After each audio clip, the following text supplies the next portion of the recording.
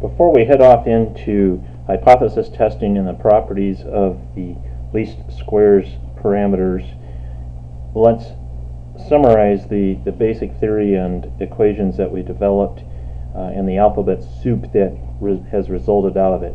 I guarantee you that the alphabet soup is only going to get more complex as we go along. Right? So the regression theory that we were talking about here is this notion that we've got two random variables that are joint,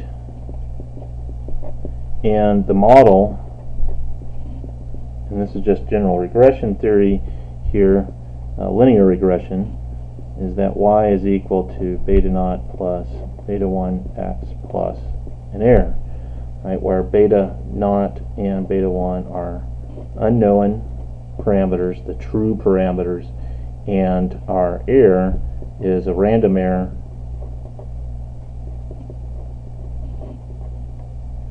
that is normal with mean of 0 and a variance, sigma squared. Right? And so the expected value of y given x is equal to beta naught plus beta 1x. And so the variance of y given x is equal to sigma squared. And that note is that it's constant or invariant with respect to x. Right? Suggesting here that in the true regression model,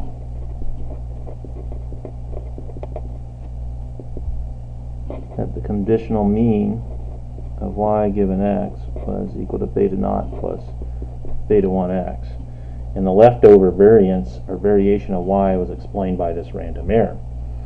Right? And keep in mind, x is the so-called explanatory variable, independent variable,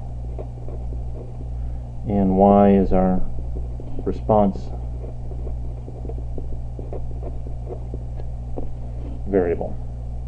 Right? And so what were then going to go after was that now we've collected information, joint information about x and y, in other words a random sample, and so we wanted to fit a model to it, a linear model to it, and how do we come up with these parameters? Right? So this notion that the predicted value is equal to beta naught, or estimate of beta naught from the sample, plus beta 1 from the sample times x sub I, and that our error is the difference between the actual and the predicted one. Right? And the normal equations, these are the least squares equations, came from then that, remember we said, oh hey, let's do the sum of our squared error, and then that meant we plugged into here, we got that g function, remember, and so that was our g function. It was a function of beta naught, beta 1, and that led us to taking partials, setting them equal to 0 for two different equations, and that's what gave us the so-called normal equations. And it was out of that then that we got equations for our least squares estimators, or parameters. Right, so beta 1 turned out then to be capital S sub xy over capital S sub xx. Remember that those were sum of the mixed product terms minus n times x bar times y bar, and down here that was xi squared minus n times x bar squared. And all you have to do is remember the pattern that goes along, and you can change the subscripts and generate that expression right there. Right? And then our other parameter was estimated from our sample by y bar minus beta 1 hat times x bar. I encourage you to make your own version of this kind of table, and you might want to do more than what I'm going to do here. I'll do a lot, but you'll want to extend this on out, kind of keep track of all these things, because it is a blizzard of an alphabet soup, and easy to get lost. And you might say, well, can't I just do this by pushing a button on software? And part of the answer is yes, you can, and you should. But you're also going to see these things, these pieces being reported back out to you, and they have importance for some of the later work that we're going to do in hypothesis testing, and then in the analysis of variance they'll come back to us as well. Right, so it is important to be able to recognize the little bits and pieces that are in there. Right, the error sum of squares, capital SS sub E, is the sum of our y sub i's minus our predicted values squared. In other words, that's the sum of the EI squared terms, right? And we did show, and you'll see this in your text as well, is that that's also equal to the total corrected sum of squares minus beta hat 1 times capital S sub x y. Right? The regression sum of squares, given the symbol SS sub r, is equal to the sum of the y sub hat prediction minus y bar squared. Now, you heard me kind of hesitate there because I wanted to think carefully about that, because again, it's easy to get this all kind of messed up. Right? And then the total sum of squares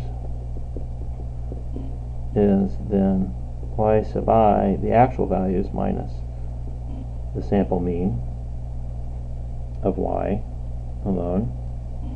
Okay, that is also equal to S sub yy, and we can show that that's equal to the regression sum of squares plus the error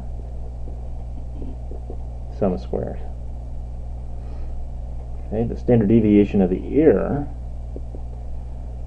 right, is S sub E, that's lowercase s for standard deviation, and so that's the square root of our estimator.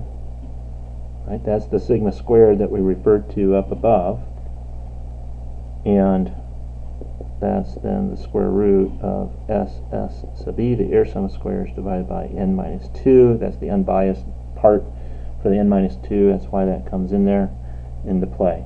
Right? The coefficient of determination is equivalent to the sample correlation coefficient squared, and so that's SSR, the regression sum of squares, divided by the total sum of squares, and this sample correlation coefficient is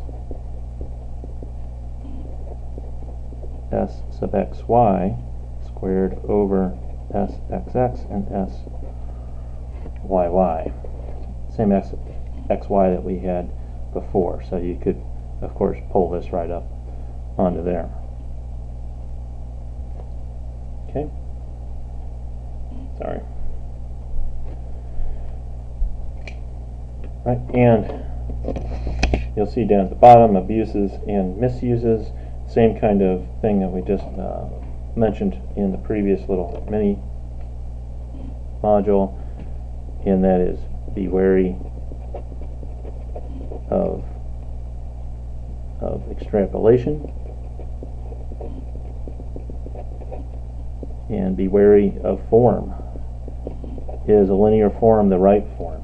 Is there something else that suggests that we should be doing something different? Be wary of interpretation. Is there real reason to believe there's causality between two? We can come up with some amazing, very high coefficients of determination between two variables that really we know have absolutely no linkage to each other. It's possible mathematically to somehow have that, but that doesn't mean there's real causality that's happening there. So we have to be wary of all those sorts of things.